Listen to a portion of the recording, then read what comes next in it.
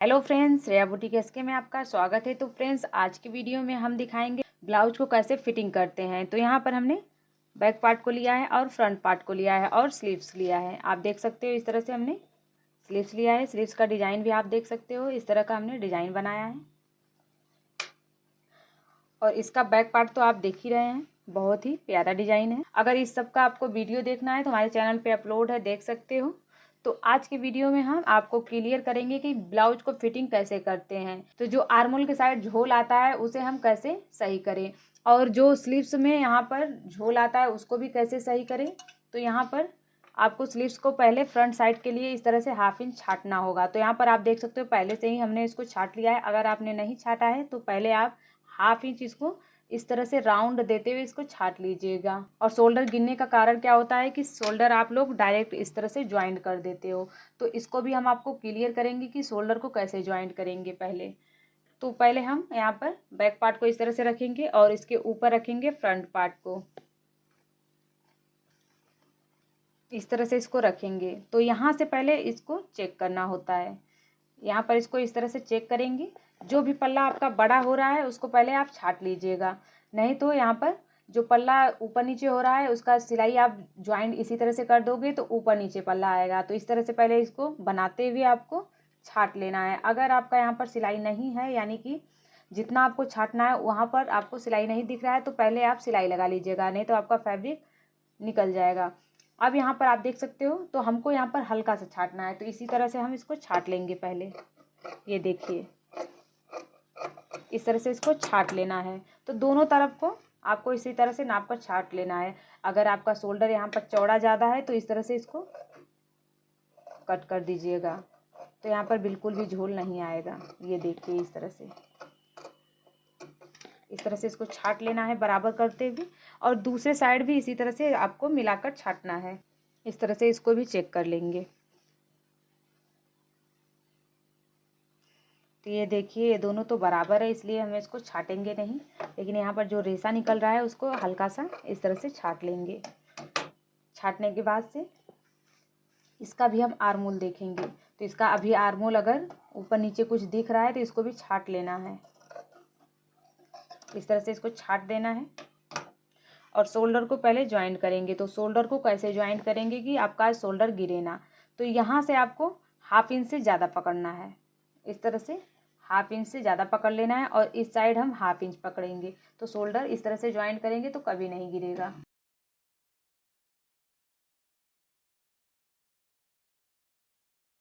इस तरह से इसको हमने स्टिच कर लिया है। और इस साइड से जो एक्स्ट्रा हमने रखा था उसको छाट देंगे ऊपर की साइड से, तो ये बराबर हो जाएगा। इसी तरह से दूसरे शोल्डर को भी ज्वाइन कर लेना है।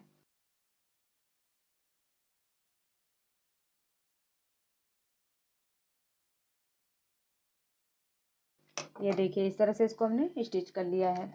अब इसको भी इस तरह से कट करेंगे।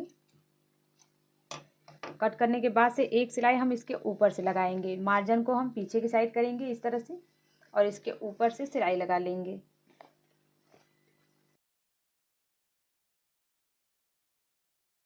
इसके ऊपर हमने सिलाई लगा लिया है। इसी तरह से दूसरे साइड भी सिलाई लगा लेना है। और एक साइड से आप देख सकते हो हल्का सा हमारा एक्स्ट्रा हो रहा है, तो इसको हम छाट कर बराबर करेंगे।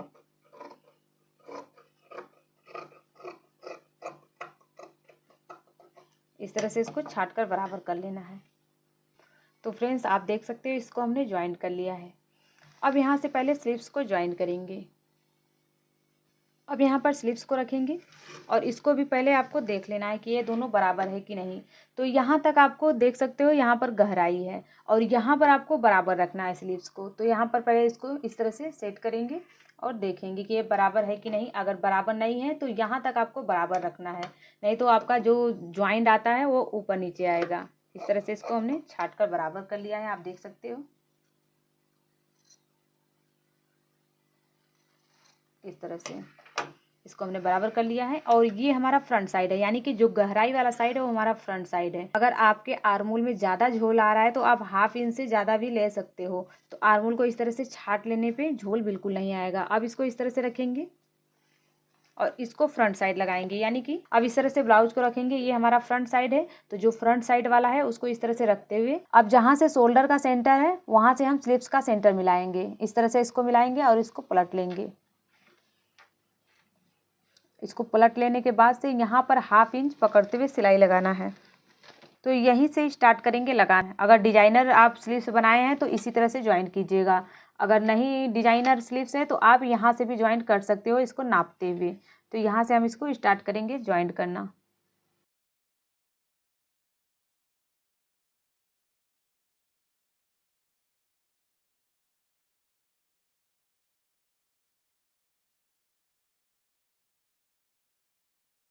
अब यहाँ पर फ्रेंड्स आप देख सकते हो एक साइड हमने इसको ज्वाइन कर लिया है। अब इसको हम इस तरह से पलट लेंगे और इसके ऊपर से सिलाई लगाना स्टार्ट करेंगे।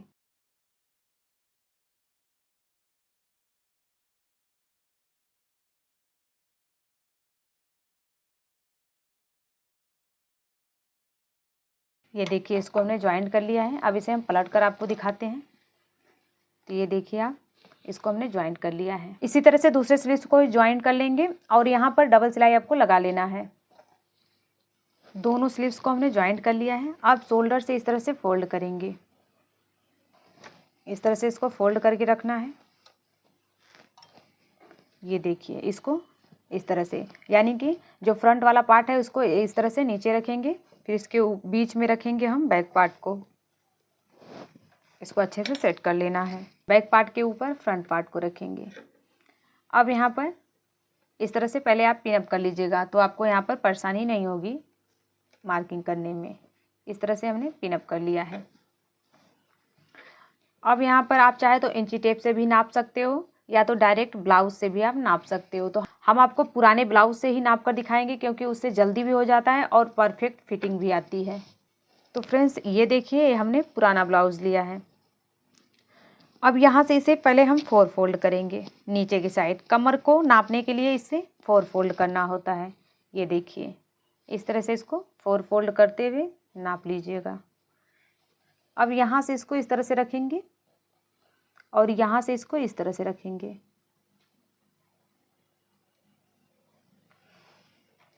अब यहाँ पर हम मार्किंग कर लेंगे।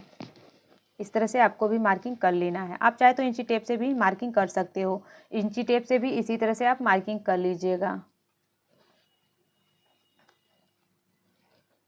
इस तरह से हमने मार्किंग कर लिया है। अब यहाँ पर चेस्ट का मार्किंग करना है। अब ये वाला हमारा आप देख सकते हो काज पट्टी वाला हिस्सा है, तो इसे हम काज पट्टी वाले हिस्से से ही नापेंगे। ये देखिए इस तरह से फ्रेंड्स इसको इस तरह से पकड़ लेना है, ज़्यादा खींचना नहीं है। जितना आप पुराने वाले ब्लाउज को खींच रहे हैं उतना इसको भी खींचिएगा। ये देखिए इस तरह से, और यहाँ पर हम मार्किंग कर लेंगे। अब यहाँ पर मार्किंग करने के लिए इस तरह से स्केल लेंगे और यहाँ पर सीधा मार्किंग करेंगे। इस तरह से इसको हमने सीधा मार्किंग कर लिया है, आप देख सकते हो। अब यहाँ पर स्लीव्स का भी फिटिंग का मार्किंग कर लेना है। तो ये हमारा हाफ स्लीव्स है, इससे हम नहीं नापेंगे। तो यहाँ पर आप इंची टेप का यूज कर सकते हो। इंची टेप से आप अपने स्लीव्स का मेजरमेंट ले सकते हो, या तो आपका एल्बो तक का स्लीव्स है पुराने ब्लाउज में तो आप उसी से भी नाप सकते हो। तो स्लीव्स का फिटिंग का मार्किंग है यहाँ पर 10.5 इंच। तो यहाँ पर हम मार्किंग करेंगे, इसे डबल फोल्ड किए हैं आप देख सकते हो। तो 5 इंच और 2 पॉइंट इस तरह से मार्किंग कर लेंगे। अब यहाँ पर स्लीव्स को भी इस तरह से करके रखेंगे, आप देख सकते हो। अब यहाँ से इसको हम मार्किंग करेंगे। आप चाहे तो स्केल से भी मार्किंग कर सकते हो, लेकिन स्केल से मार्किंग करोगे तो यहाँ पर झोल आ सकता है, लेकिन हाथ से करोगे तो झोल नहीं आएगा, क्योंकि यहाँ पर हल्का सा अंदर की साइड से शेप देना होता है। ये देखिए इस तरह से आप शेप देंगे इसमें तो कभी नहीं झोल आएगा। अब यहाँ पर हमने मार्किंग कर लिया है। अब इसे हम पलट लेंगे दूसरे साइड के फिटिंग के मार्किंग के लिए। अब यहाँ पर हम बटन की साइड से बटन वाले हिस्से को रखेंगे। अब यहाँ पर इस तरह से मार्किंग कर लेंगे।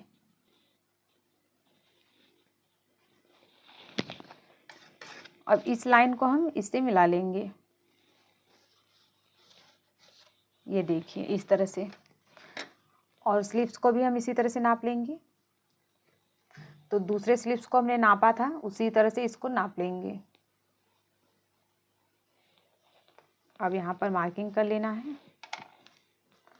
अब उसके बाद यहाँ पर भी इसी तरह से मार्किंग करेंगे, जिस तरह से हमने दूसरे स्लिप्स में मार्किंग किया था। अब इस स्लिप्स में भी इसी तरह से मार्किंग कर लेंगे, जिस तरह से हमने दूसरे स्लिप्स में मार्किंग किए थे। अब देखिए इस तरह से। अब यहाँ पर सिलाई लगा लेना है।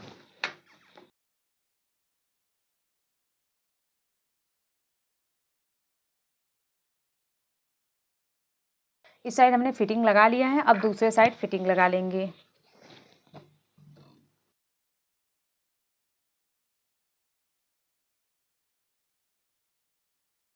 अब यहाँ पर हमने फिटिंग कर लिया है।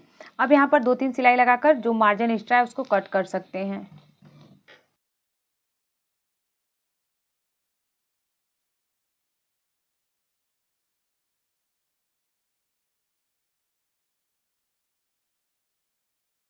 अब यहाँ पर आप देख सकते हैं इस तरह से हमने सिलाई लगा लिया है। यहाँ पर जितना आपको मार्जिन रखना है अपने हिसाब से रख लीजिएगा और यहाँ पर जो एक्स्ट्रा है उसको कट कर दीजिएगा। अब इसको हम पुराने ब्लाउज से पहले नाप कर देख लेंगे। इस तरह से नीचे का कमर हम नाप कर देख लेंगे।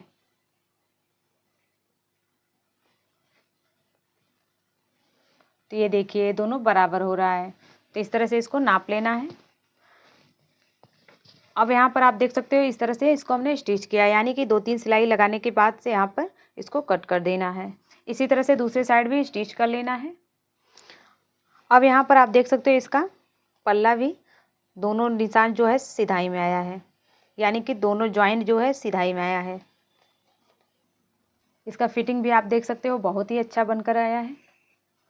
तो ब्लाउज़ फिटिंग करने का तरीका आपको कैसा लगा कमेंट में ज़रूर बताइएगा। मेरी वीडियो में बने रहने के लिए धन्यवाद। मेरी वीडियो पसंद आई हो तो लाइक करें, कमेंट शेयर जरूर करें, चैनल को सब्सक्राइब करें, बेल बटन को प्रेस करें ताकि नई नई वीडियो की नोटिफिकेशन आप तक पहुंचती रहे। बाय बाय, धन्यवाद। मिलेंगे अगले वीडियो में।